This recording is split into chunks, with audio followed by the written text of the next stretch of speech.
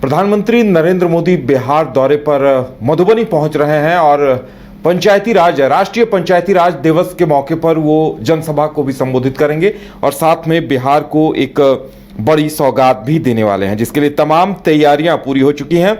लगभग 13,480 करोड़ के प्रोजेक्ट की सौगात बिहार को देने वाले हैं और इसके लिए पीएम मोदी बस थोड़ी ही देर बाद बिहार पहुंच रहे हैं, पटना पहुंच रहे हैं सबसे पहले, और वहां से वो मधुबनी पहुंचेंगे। उनका कार्यक्रम 11:30 बजे शुरू होगा।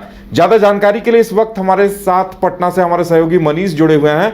मनीष, से पीएम के दौरे को लेकर तैयारियां चल रही हैं और देखिए पहलगाम हमले के बाद ये उनकी पहली प्रतिक्रिया होगी। वो बिहार की धरती से ही अपनी पहली प्रतिक्रिया देंगे, एक तरह से कहा जा सकता है। देखिए, ये कहा जा रहा था कि पीएम मोदी का जो दौरा है वो रद्द हो सकता है। कल तक ऐसी खबरें भी सामने आई थी, लेकिन ऐसा कुछ नहीं हुआ। दौरा उनका है, मधुबनी के झंझारपुर में ये दौरा करेंगे। इस दौरान कुछ चीज़ें हम आपको बता दें कि अमृत भारत एक्सप्रेस और नवो भारत रैपिड रेल को वो हरी झंडी दिखाएंगे। बिहार के 13,24,000 गरीब परिवारों को पक्के मकान की चाबी देने वाले हैं। मोदी बिहार में 13,483 करोड़ की गैस, विद्युत और रेलवे से जुड़ी विकास परियोजनाओं की घोषणा भी करेंगे। पीएम 1,173 करोड़ रुपए की बिजली परियोजना और बिहार में रेल अनलोडिंग सुविधा सहित एलपीजी बॉटलिंग प्लांट के आधारशिल भी रखेंगे। इस तरह की भी प्लानिंग है कि ये सारी चीजें हो सकती हैं। लेकिन पहलगाम की आपने बात की, पहलगाम में जिस तरह से आतंकी हमला हुआ, एक दुखद आतंकी हमला हुआ ना पाकिस्तान की तरफ से, ना पाकिस्तान इसलिए भी नाम ले रहे हैं क्योंकि वो नाम लेना भी पाकिस्तान का हम लोग को गुनाह लगता है। वहाँ पर पाकिस्तान में जिस तरह से आतंकवादियों को पाला पोसा जाता है, इसलिए उसको ना पाकिस्तानी कहो तो ज़्यादा बेहतर है। तो ये जो ना पाकिस्तान है, उसकी तरफ से जो आतंकवादी भेजे गए, जिन्होंने पहलगाम में एक बड़े आतंकी घटना को उन्होंने अंजाम दिया। आपको याद है 2019 में इसी तरह की घटना देखने को मिली थी कश्मीर के अंदर। उसके बाद पूरा देश दहल गया था और पूरे देश के आंखों में आंसू था। वही हालत आज भी है कि आज भी पूरा देश दहल गया परसों, और उसके बाद आज तक लोगों के दिल में गुस्सा है, लोगों के दिल में आंसू है, लोगों के दिल में क्रोध है। लोग जो है वो बस ये सोच रहे हैं कि कब बदला लिया जाएगा। इससे पहले आपने देखा कि कल एक बड़ी मीटिंग की गई सीसीएस की, और उसमें एक बड़े फैसले लिए गए, जिसमें आपने देखा कि किस तरह से भाई पाकिस्तान के जो राजनयिक है उनको जाने के लिए कहा गया। अटारी बॉर्डर की बात करें, सिंधु जल संधि की बात करें, सारी चीज़ों को अब रोक दिया गया है।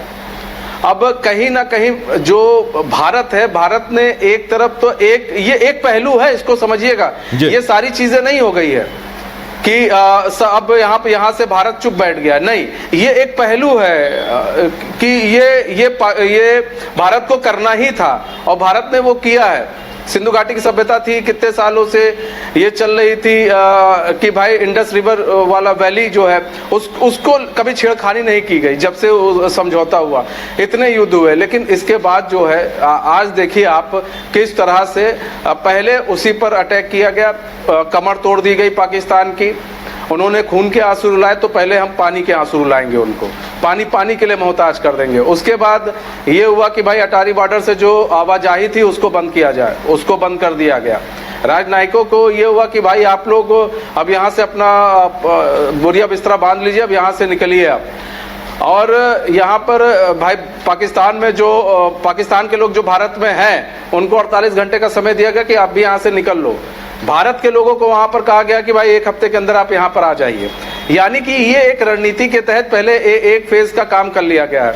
अब दूसरे फेज के लिए देखिए सर्वदलीय बैठक बुलाई गई है और विपक्ष को अपने पक्ष में रखने की कोशिश की जा रही है कि भाई विपक्ष जो है उनके पक्ष में रहे, और विपक्ष को यह समझाने की कोशिश की जाएगी कि अगर हम कोई स्टैंड लेते हैं तो उसमें आप लोग हस्तक्षेप मत कीजिएगा, उसमें राजनीति करने की कोशिश मत कीजिएगा। इसलिए विपक्ष को भी साथ में लेने की कोशिश की जा रही है। आज की रैली में पीएम मोदी सख्त संदेश पाकिस्तान को देंगे कि आपने जो किया है वो ठीक नहीं किया है और हम भी चुन चुन कर बदला लेंगे। वो देखिए, बदला लेना सिर्फ वो आतंकवादी मार दिए जाएंगे तो बदला पूरा नहीं होगा। उदय, इसको समझिएगा, ये 3-4 आतंकवादी मारने से बदला पूरा नहीं होता है। क्योंकि ये तो रोज पैदा करते हैं आतंकवादी, पता नहीं कितने आतंकवादी तो पाकिस्तान रोज पैदा करता है। ये हम छिटपुट आतंकवादी कब तक मारेंगे? अब वक्त आ गया है कि पाकिस्तान को अब ऐसा सबक सिखाने का, पाकिस्तान की ऐसी रीढ़ तोड़ने की कि पाकिस्तान अब जिंदगी भर उठ ना पाए। इस पाकिस्तान को अगर तोड़ना है तो ये जो आतंक फैलाने वाले ये जो मुजाहिदीन के लोग हैं, ये जो लश्कर के लोग हैं, ये इन लोगों को तोड़ना पड़ेगा और इन लोग को ऐसा तोड़ना पड़ेगा कि इनकी सात पुश्तें, इनकी नस्ल याद रखें।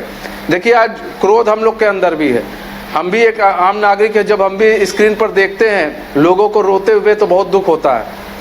और यहाँ पर आज जो रैली होगी ये बिल्कुल मनीष, पहले पीएम मोदी खुली जीप में आने वाले थे, सीएम नीतीश कुमार भी उनके साथ होते, लेकिन अब थोड़ी कार्यक्रम में फेरबदल की गई है और लगता है कि अब वो सीधे मंच पर आएंगे, सौगात देंगे और सबसे बड़ी बात जिसका इंतजार हो रहा है कि वो पाकिस्तान को उसकी नापाक हरकत के लिए सीधा जवाब दे सकते हैं या बिहार की धरती से प्रतिक्रिया देंगे। बिहार के लोगों को इस बात का इंतजार होगा।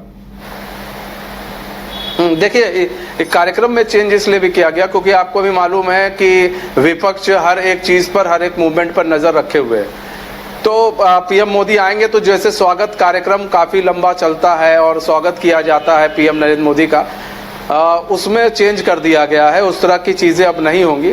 ठीक है, पीएम आ रहे हैं तो जाहिर सी बात है, प्रोटोकॉल होता है तो लोग उनका थोड़ा बहुत तो स्वागत करेंगे, लेकिन जो ये रैली है, इस रैली के माध्यम से पीएम मोदी, चूंकि कई ऐसी योजनाएं हैं जिनका धरातल पर भी उतरना जरूरी है और पीएम की एक कार्यशैली रही है, पीएम की हमेशा एक सोच रही है कि हमें बढ़ते रहना है, हमें रुकना नहीं है और हमें चंद आतंकवादी या हमें कुछ जो ये पाकिस्तान है और भी जो हमारे पड़ोसी मुल्क अगर ये सोचते हैं कि इनको चंद घटनाओं से डरा दिया जाएगा, तो पीएम मोदी भी ये दिखाने की कोशिश कर रहे हैं कि वो डरने वालों में से नहीं है और इसलिए भारत रुकेगा नहीं, भारत चलेगा।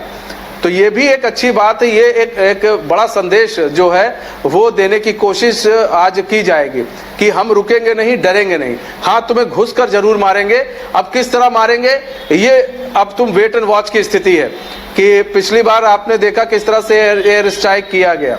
अब जो है रणनीति में थोड़ा चेंज हो सकता है कि जो भारत है, भारत अब दूसरे तरीके से पाकिस्तान को घेरे और पाकिस्तान को मारे।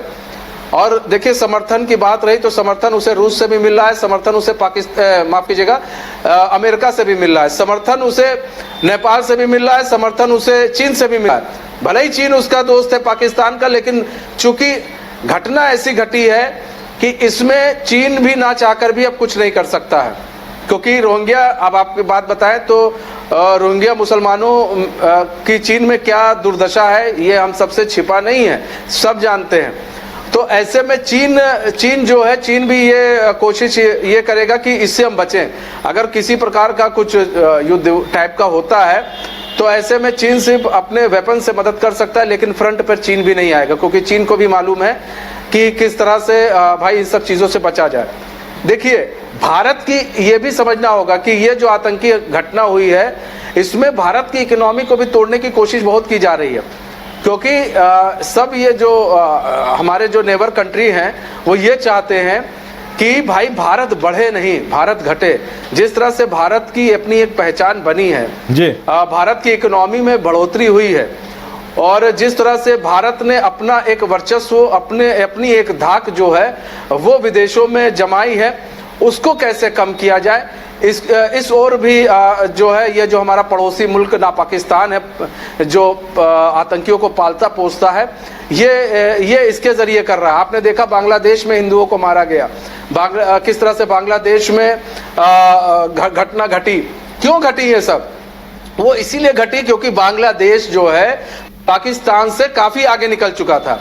आज बांग्लादेश की स्थिति यह है कि बांग्लादेश पाकिस्तान से आज बहुत नीचे आ गया है। यही बांग्लादेश टेक्सटाइल में कितना आगे था, आपने देखा बांग्लादेश की अपनी एक अलग छवि हो गई थी, भारत के साथ मिलकर अच्छा काम कर रहा था, लेकिन पाकिस्तान ने आईएसआई को उसमें घुसा दिया, आतंकियों को घुसा दिया बांग्लादेश में, ताकि सब तहस नहस हो जाए। तो यही रणनीति अपनाई जा रही है भारत के लिए। लेकिन भारत बहुत सोच समझ के डिप्लोमेटिक कदम उठाता है और उम्मीद यही है कि जो अब प्रधानमंत्री आएंगे एक सख्त संदेश पाकिस्तान को देंगे और ये बताएंगे कि हम झुकेंगे नहीं, हम डरेंगे नहीं, बस समय का इंतजार करो, वेट एंड वॉच की स्थिति है, तुमको हम बताएंगे। बिल्कुल। और कैसे बिहार के लोगों को चुनाव से पहले वो कई तोहफे भी देने वाले हैं। सहरसा से मुंबई रेल परियोजना, इसके अलावा भी और कई रेल परियोजनाओं की सौगात बिहार की जनता को देने वाले हैं। जैसे हमने बताया आपको कि अमृत भारत एक्सप्रेस और नमो भारत रैपिड रेल शामिल है।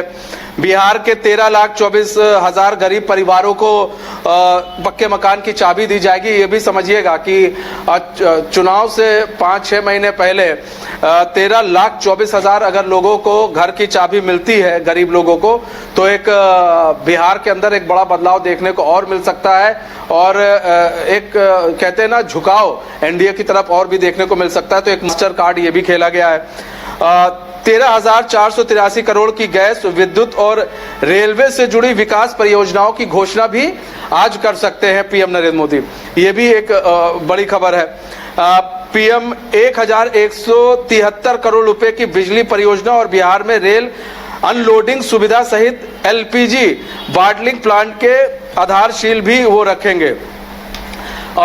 ये चीज भी अगर होती है आज जिस तरह से पीएम मोदी का कार्यक्रम है, ये सारी चीजें जो कार्यक्रम के तहत है, अगर ये सारी चीजें आधारशिला लगते हैं इसका भी, तो काफी फायदा जो है बिहार के लोगों को होगा। तो ये कहा जा रहा है कि एक बड़ी सौगात जो है वो देकर जाएंगे पीएम मोदी। और बस ये है कि इस आज के कार्यक्रम में फूल माला और जो मोमेंटो दिया जाता है वो सब आज के कार्यक्रम में हो सकता है देखने को ना मिले। आज का कार्यक्रम चलिए अब इंतजार रहेगा कि पीएम मोदी थोड़ी ही देर में पहुंचने वाले हैं, सीधे जनसभा स्थल पहुंचेंगे, मधुबनी पहुंचेंगे और वहां एक तरफ वो बिहार को सौगात देंगे, दूसरी तरफ पाकिस्तान को उसकी नापाक हरकत के लिए जवाब भी देंगे। मनीष, हमारे साथ जुड़ने के लिए और तमाम जानकारी देने के लिए आपका बहुत बहुत धन्यवाद। गोल जहां 27 वर्षों के सफर में 17,000 से भी अधिक छात्रों ने डॉक्टर एवं इंजीनियर बनकर भरे सफलता की ऊंची उड़ान, जहां साधारण छात्र भी असाधारण सफलता प्राप्त कर बना रहे इतिहास।